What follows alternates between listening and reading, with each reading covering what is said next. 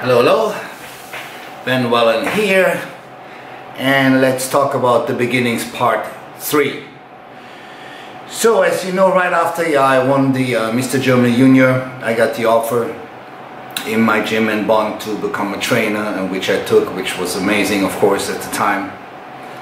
And also I had, like I said before, a really hard time out of sudden to touch ground. You know, I was like more like not even walking, I was like hovering above the ground because I was so full of myself. You know, I was really proud of myself, but I was really kind of like full of myself too, you know. So I started this trainer job, and the only thing that was really freaking annoying, that I had to, Volker, the gym owner, told me, here's what you have to do.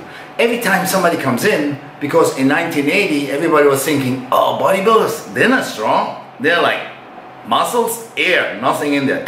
So it's like, every time I bring somebody in, you show them how strong you are. I'm like, oh, okay. So what I had to do every time he came, and that could be sometimes up to 10 times a day, some dude comes in, right? Ah, hey, this is my coach, and look, show them how strong you are. And then I had to do like 225 on the bench press. No warm-up, nothing. I go under 10 times. Hate it? Like, well, you're welcome to try. And of course everybody's like, oh wow, oh great, we didn't know, why, whatever, you know. And sometimes it could be really annoying, you know, because I was working out too. And let's, for example, think you're doing legs or something, and then all of a sudden in the middle of your leg workout, oh, let's do some bench press. Yeah, no fun.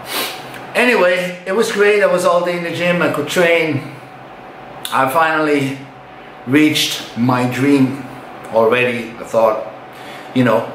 And what happened was, like a month later, after I won the Mr. Germany World, there was the Mr. Gym competition coming up. And I really shouldn't have competed in it, since I was the Mr. Germany Junior. But you know what, I loved winning so much. I was like, oh, winning is awesome, you know, let's keep winning. And I was, of course, totally convinced I would win that competition, and without even making a diet. I didn't even make a fucking diet. 4 months, I'm Mr. Gym, I don't need to make a diet. So, the competition came up, and there was this friend of mine, Klaus Jäger. Hello, I know you're watching. We started at the same time to work out, like I mentioned before, and we became real friends. We trained a couple times together, and then outside of the gym we were more like friends, hanging out, going to discotheques, doing stupid stuff, and so forth and so on. And this sucker, you know what? I was a really good chess player. At least that's what I thought. Because when I was 14 or 15, I beat the reigning Italian junior chess champion in a 5-game 3-2. Of course I'm the shit, right? Well, Klaus was better. And I never told anybody that I was like good, you know. I just played and win and win and win. And I just play Klaus and he beats me. Like, fuck. Anyway, Klaus was preparing for this gym competition as well, and he was taking it really serious. He was making up like a hard diet and everything. And there were some other guys like Peanuts.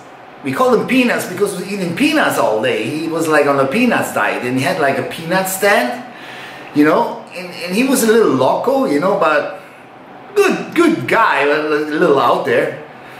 And he would prepare himself also for Mr. Gym competition and make the peanut diet, right? And then some other guys and whatever. Okay, the competition come, and of course I won, no question. I put some tanning cream on, pose, winner, whatever. Klaus came in second, and then I don't know where peanut landed. Doesn't really matter. Anyway, so a couple months later, I was still on this power trip. I was still, like I said, hovering around on the ground thinking I'm the shit. I'm like God's gift to the world, right? I'm 19 years old now. I'm like, oh my God, you know, the world is mine. And one Saturday afternoon, this trainer, you remember this trainer who first took all my measurements, Jochen, whatever?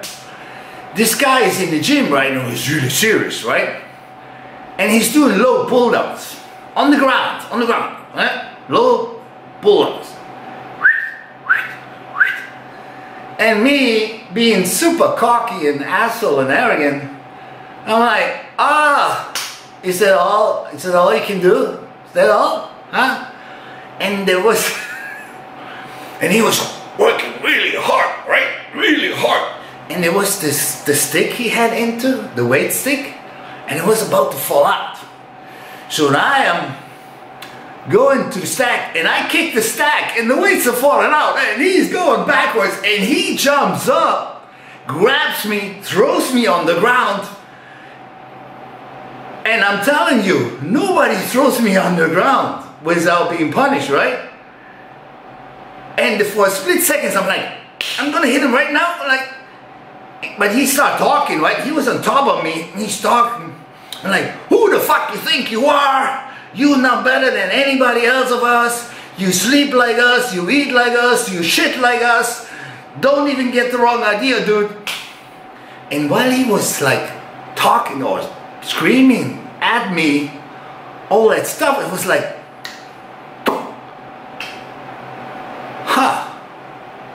this guy is right. I think I'm not shit. I think I gotta be normal again. And I said, okay, let go.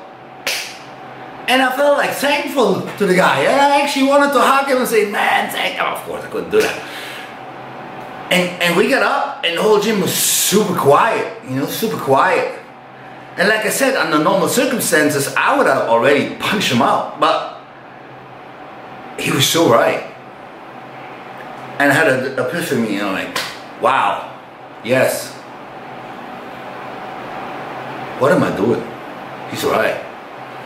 So from that day on, my head was straight again. I walked on the ground like normal people do. And I got rid of all that arrogant and I'm the shit thinking and all that. And I really was thankful for that. Jochen, whatever your name was. Alright? So, anyway, that September, the Mr. Europe came up. You know, we had two kind of Mr. Europe back in the day. There was the best built man of Europe and the actually Mr. Europe competition.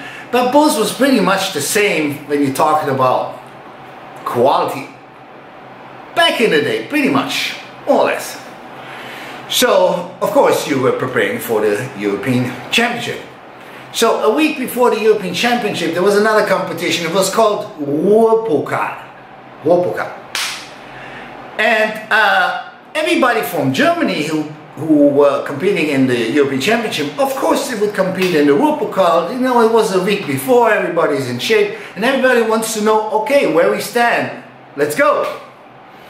So, and I went to the Ruhrpokal, and I had just one junior class, you know, under 21 years of age. There was just one junior class, and I was looking around, my competition, lots of dudes, lots of dudes looking around, and people were preparing themselves, taking the clothes off, putting on the oil, and I was like, clothes on, no warm-up, do nothing. I would do nothing, looking at people, and some people like, hey, you gotta get ready, you know, we're the first ones out, like, you know, 5 minutes we have to be on stage. I'm like, yeah, okay, so what? And like, oh man, you gotta take, you gotta put the, what are you doing? And I said, oh, you know what, I'm winning anyway, so don't worry about it. And there it was again, for a split second, my fucking arrogance. And you know what? The moment I said it, I regret it. I regret it right away. I'm like, fuck, okay, so I better take my clothes off. So everybody was gone already. I was alone in the changing room. So I'm taking my clothes off, putting on my oil, walking direction of the stage, and somebody comes running. What the fuck are you doing? You need to be on stage. Everybody's on stage right now. Go, go, go. And I had like, I had to run to the stage and I had 32 competitors in my class. 30 fucking 2. I didn't even warm up. I went out, quarter turn, quarter turn, quarter turn, everybody leaves. And I'm like, I probably don't even have to pose. You know, remember from last time? And he didn't have to pose. And I know, but this time I know, okay, I'm gonna win, so that's not a problem. Okay, and of course the night show came around, and yes, I won. Because I got much better than I was at the Nationals in February. So now it was already September. Then I came to the overall, and what they did, they said, you know what, we let the junior guy compete against the open man for the overall of the whole show. I'm like, yeah, okay, so I'll of course make an offer, I pump up, everything, I go out, and I didn't win the overall. I lost 4-3. So I'm going backstage, and one of the judges comes running to me, and his name was Kurt Thelen. And you know who Kurt Thelen is? He invented the FIBO, the biggest fitness and bodybuilding expo in the world, together with Volker, my gym owner. Anyway, he was in the judges and he came running to me and he said, oh my God, you look fucking amazing, ah la la la la la, you should have won. I give you first place for the overall. And you know what, we were arguing on the judging table, but the thing is, never ever in the history of that bodybuilding contest has a junior beat the open man. So that's the reason why they didn't want to let you win. But you were the best. Yeah, okay. So, a week later, I'm driving to Essen, where was the best built man of Europe. And I come in backstage, and I'm in a good mood. And everybody's talking to me, and everybody's telling me, ah, you got it, dude, you got it. I know you're gonna win. Don't worry about it. You're gonna win, you're gonna win. I'm like, ah, okay, make me feel good, right?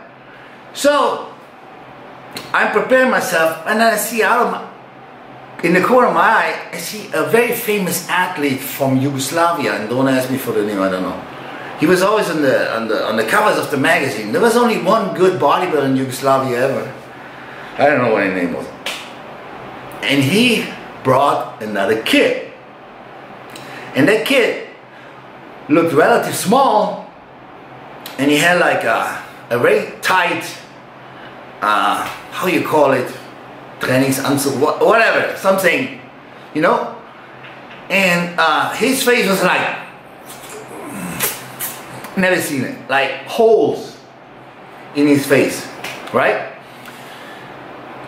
And he didn't do nothing, he didn't warm up, nothing, and we all got ready, you know, to go out, to pose, and all of a sudden I'm backstage, and this guy comes backstage, and I'm like, holy fuck. And this guy was 20 years old, right? Slobodan Blagojevic, whatever. Holy fuck. I never ever in my whole life, and I'm not talking about until I was 19 at that show, I'm talking about until today, have I seen an athlete more fucking ripped than this guy. He must have died 3 times in his diet. I never seen something like this. He had holes in between his biceps and triceps, holes. You could put your finger like this deep in. They're talking about Andreas Münzer? Fuck, Andreas Münzer was fat against this guy. Holy shit. When he was just moving, all his muscle fibers. But when I thought I was full of myself before, this guy, fuck, he was so full of himself. He's like, look, and he was like flexing his chest. Look, his shoulder. Look, his arms.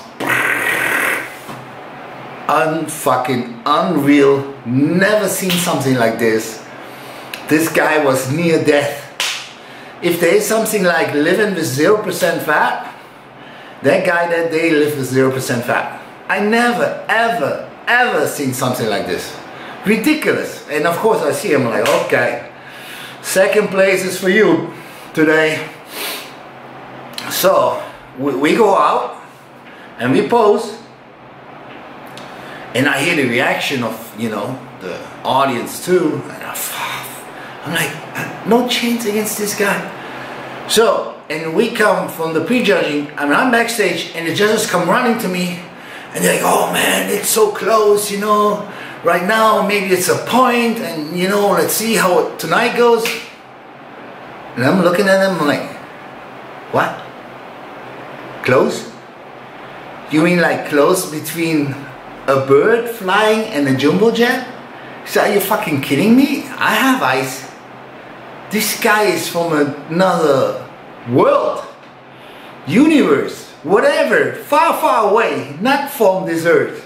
I'm like, I can't beat this guy. And they're like, no, no, no, no, it's really close. It depends on your posing and how you do it, and maybe you can still win. I'm like,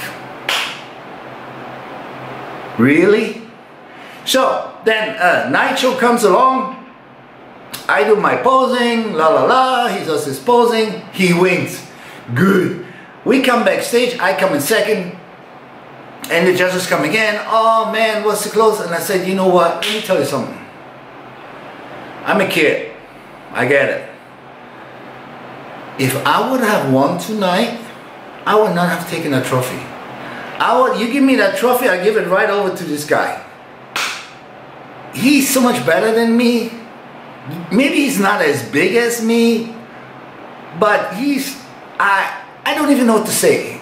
I never seen a species like that. So don't even talk to me. And in the end, I could see the points. It was 2 points between him and me when it should have been 100. 2 points. Imagine it. No, that's fucking insane, crazy. Anyway, right after the show, my second place trophy, Volker's girlfriend, wife, whatever, takes my trophy, runs out. What the hell is going on? And she runs, like, you know, and I'm running after them, like, hey, what's going on? Oh, yeah, we're gonna take the trophy home. I'm like, you take the trophy home? It's my trophy. No, I first in the gym and la la la and whatnot. And they going in the restaurant, and I'm going in the restaurant, and we eat, and I take my trophy and I say, see you later. Anyway, so there was another trainer in the gym. His name was Walter, you know? Walter Solazzi. And he was an asshole. He's dead by now, okay? I don't care. Don't say nothing bad about dead people. Well, I have to say a lot about my piece of shit stepfather, but not today. He's dead too. But this Walter Solazzi piece of shit guy, he was like the end of 30s, like 38, 39, whatever the fuck his age was. And he was so fucking jealous because the best place he ever did at the Mr. Germany was like 13th place or whatever, right? So now this young kid, me, comes in and has all that success, right? And Volker, of course, made advertisement, oh, the one and only Mr. Germany and Bonn ever existed, blah, blah, blah. And he was blowing up my head again. Like, I'm like, no, calm down, normal, you're not special, you're not special. Anyway, Walter got crazy about it. So, and one day, some dude came in. Now, all kinds of people came to me like offering me free shit, right? And some dude comes to me, oh, I have the best thing ever. I'm like, okay. I have all these tablets from the ocean, the whatever, alfalfa and kelp and what it's all called, that bullshit. And he's like, you gotta take 80 pills, you gotta take 5 of this, 7 of this, 8 of this, 10 of this, whatever. I'm like, okay. He's like, I have 2,000 pills for you. Here. I'm like, okay. And he's like, all natural, don't worry about it. Okay. So I'm start taking all these pills, right? Like 80 a day. And of course, I'm a 19-year-old kid and I talk about it. I'm like, oh, you know what? I'm taking 80 pills a day, that stuff. And I was taking it for 2 months, and you know what it did for me? Nothing. Nothing. Nothing. So I'm like, you know what? This is bullshit. Well, I'm taking 80 pills for what? Wasting my time, so I throw that shit all in the toilet. Hasta la vista, baby. Yeah? Not interested.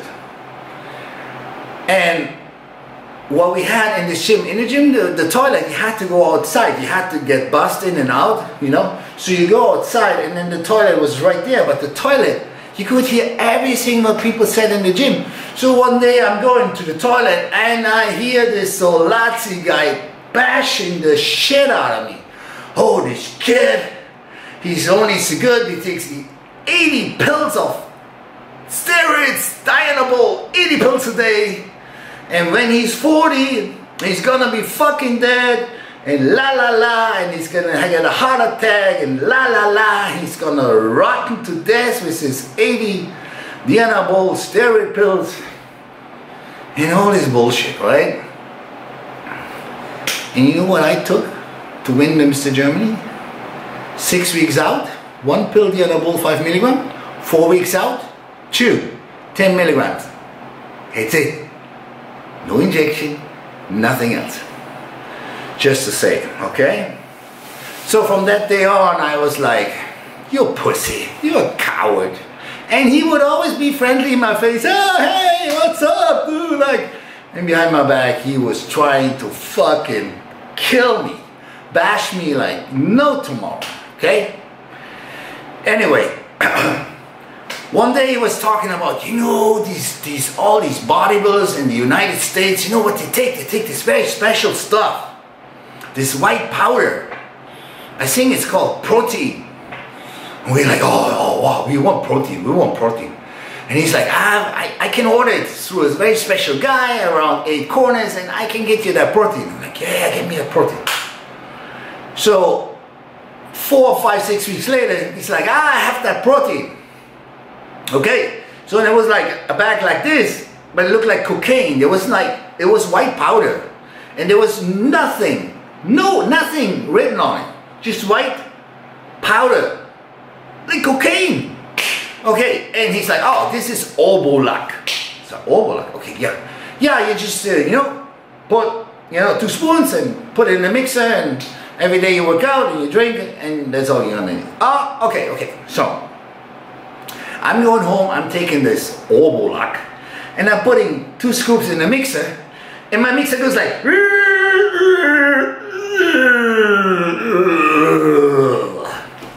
cement. 100% like cement. My mixer didn't even work anymore. I'm like, fuck, what am I gonna do?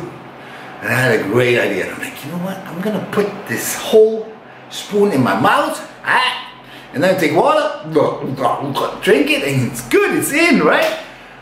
Alright, so I'm taking this spoon, put it in my mouth, drink water, and this whole Obolak cement bullshit protein was all stuck here, right here, underneath my teeth, above. I'm like, and I couldn't get it off. I was trying with my tongue, nothing, and I was like, literally my finger scraping, trying to scrape it off out of my mouth, and I couldn't. It was like cement, so I literally had to take a spoon and like, and I ripped off my whole, you know, the inside of my mouth to get the shit out of my mouth. And you know what I did then? I took that Obolak and threw it in the trash. Worst protein ever. Well, 1980. What are you gonna do? Right. So then we were about to get new machines in the gym. I think in December, right? And it was already like, it was November. And I get a call from Ralph and Misha. These 2 guys came 2nd and 3rd in my class at the Mr. Germany contest. And they're like, hey, you know what? We want to visit you. Can we train? I'm like, yeah, come by. They were from Cologne. So one day they come by and they're walking in and I'm like, what the fuck? And they were like, huge. I'm like, what the fuck? And then we trained together, and they took their shirts off. I'm like, shit, they look so good. I'm like, I have no chance to beating this guy. And it's already November, right? And usually Mr. Germany was in the end of or mid-February, depend.